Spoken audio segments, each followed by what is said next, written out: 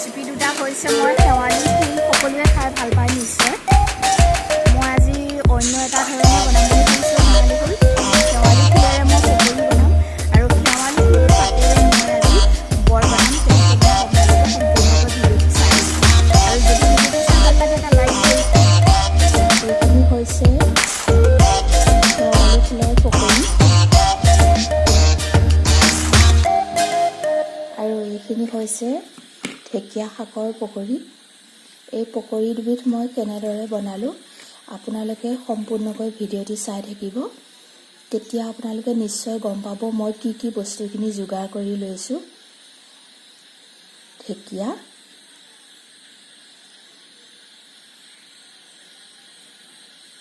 আৰু শেৱালি ফুলৰ পকৰি। ভিডিঅ'টি সম্পূৰ্ণকৈ চালে সকলোৱে বনাই খাব পাৰিব।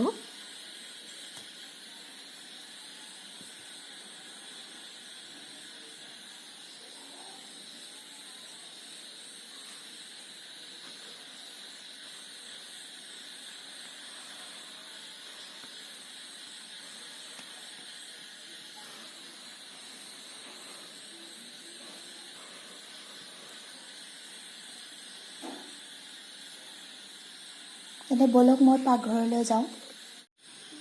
গাঁৱলীয়া বোৱাৰী সপ্তাহৰ ব্লগটিলৈ পুনৰ এবাৰ সকলোকে স্বাগতম জনাইছোঁ।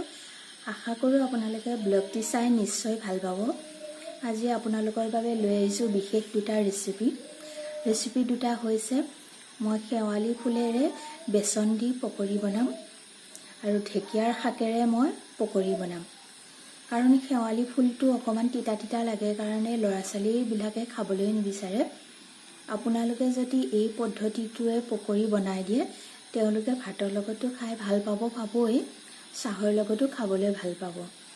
আৰু মই ৰেচিপি দুটা বনাবলৈ কি বস্তুখিনি যোগাৰ কৰি লৈছোঁ আপোনালোকক আগে অকণমান দেখুৱাই ল'ম। আৰু যদি ভাল লাগে আপোনালোকে ভিডিঅ'টি সকলোৱে শ্বেয়াৰ কৰিব। আৰু এতিয়াও যিসকলে ছাবস্ক্ৰাইব কৰা নাই মোৰ চেনেলটোত প্লিজ ছাবস্ক্ৰাইব কৰিবলৈ নাপাহৰিব। মই বনাবলৈ সাজু হওঁ আৰু আপোনালোকে ভিডিঅ'টি চাই থাকক। মই ঢেকীয়া শাকখিনি এনেদৰে সুন্দৰকৈ ধুই এনেদৰে দীঘলকৈ টুকুৰা কৰি লৈছোঁ।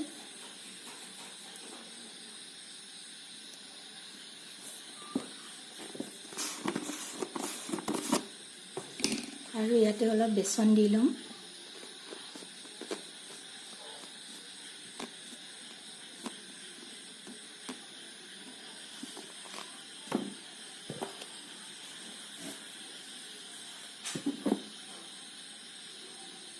ইয়াতে কাটি লোৱা পিঁয়াজ অলপ দি লৈছোঁ।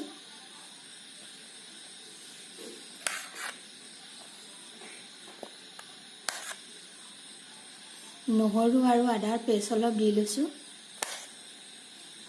আৰু কাটি লোৱা জলকীয়া অলপ দিছোঁ। এইখিনি ধুনীয়াকৈ ঠাণ্ডা পানী দি সানি ল'ম। আৰু এইখিনি লৈছোঁ মই শেৱালি ফুলখিনি মই ধুনীয়াকৈ ধুই লৈছোঁ। আৰু ইয়াতে দিছোঁ নহৰু পেষ্ট, নহৰু আদা দুইটা আছে আৰু দিছোঁ জলকীয়া কটাখিনি আৰু দিছোঁ অলপ পিঁয়াজ।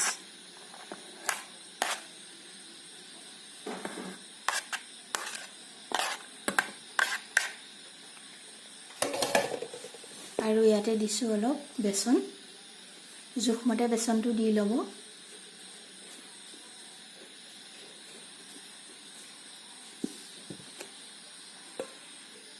আৰু আন্দাজমতে আপোনালোকে নিমখটো দি ল'ব। নিমখ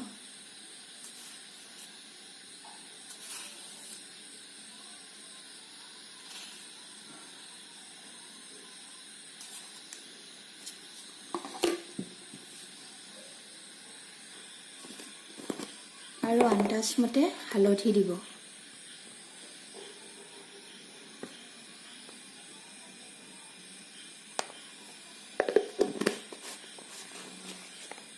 আৰু ইয়াত নৰ্মেল পানী দি দিছোঁ।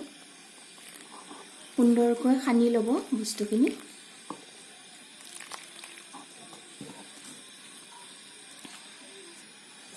শেৱালি ফুলৰ পেষ্টটো মোৰ সানি হৈ গৈছে। এইটো জোখতে সানি ল'ব।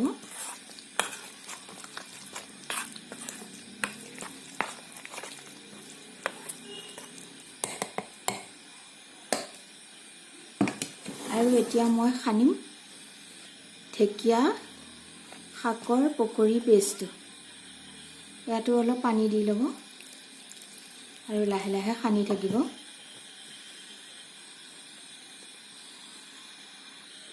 ঢেকীয়া শাকেৰে যে আপুনি পকৰি বনাইছে একেবাৰে গমেই নাপাব। গৰম গৰম ভাতৰ লগত খাবলৈ খুবেই ভাল লাগে আৰু চাহৰ লগত খাবলৈও খুবেই ভাল লাগে। কোনোবাই যদি এতিয়াও খোৱা নাই এনেদৰে বনাই খাব আৰু খাই কেনেকুৱা পায় আপোনালোকে কমেণ্ট কৰি জনাবলৈ নাপাহৰিব।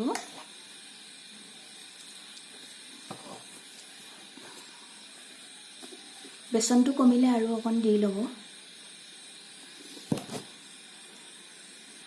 মোৰ ঢেকীয়া শাকৰ পকৰি পেষ্টটো সানি হৈ গৈছে। এইটো জোখতে আপোনালোকে সানিব, তেতিয়া পকৰিকেইটা ধুনীয়া হ'ব।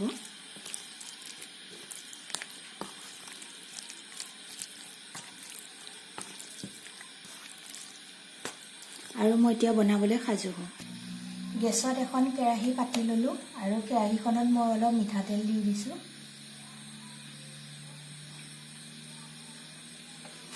মিঠাতেল নহয়, আচলতে ৰিফাইন অলপ দিছোঁ, ৰিফাইনত বেছি ভাল হয়।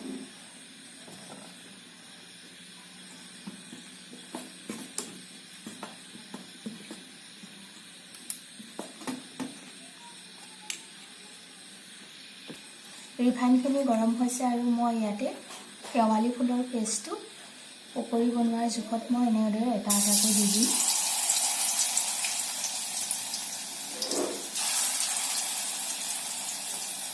পকৰি বনাই খাব এনেদৰে।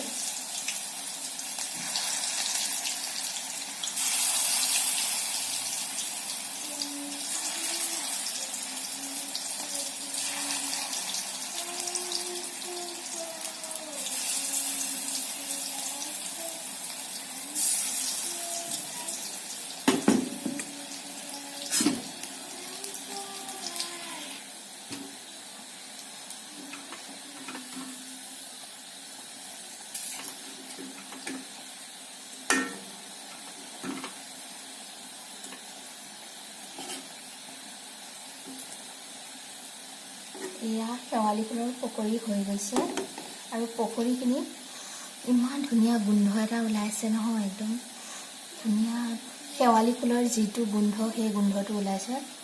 সঁচাকৈ আৰু মচমচীয়া হৈছে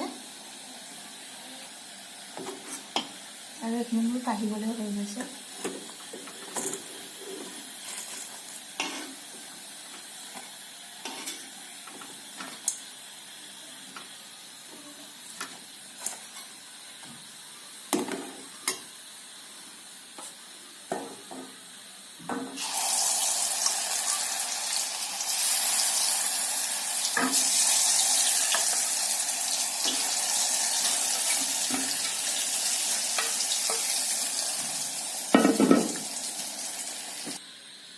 আৰু একেখন কেৰাহীতে মই এতিয়া বনাম ঢেকীয়াৰ পকৰিটো।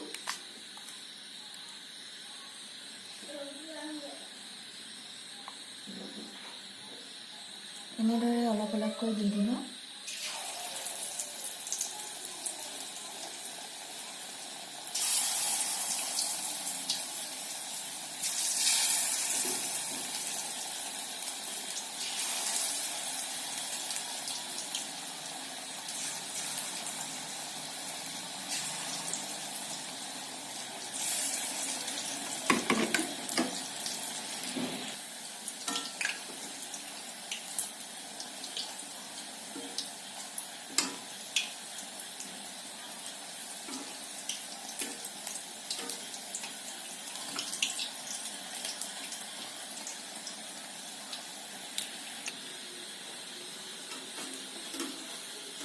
আৰু মোৰ এইখিনি কাঢ়িবলৈ হৈ গৈছে।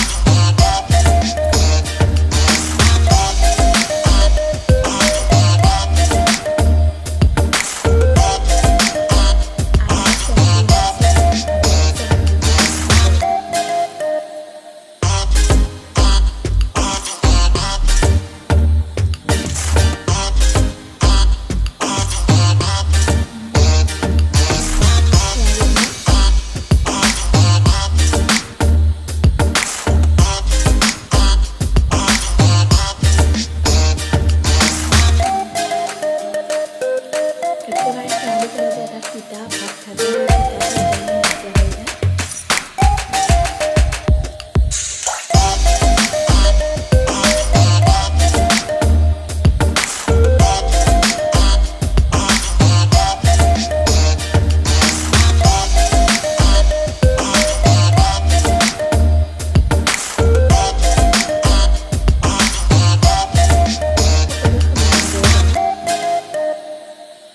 আৰু ইমান সময় মোৰ লগত থকাৰ বাবে সকলোলৈকে বহুত বহুত ধন্যবাদ।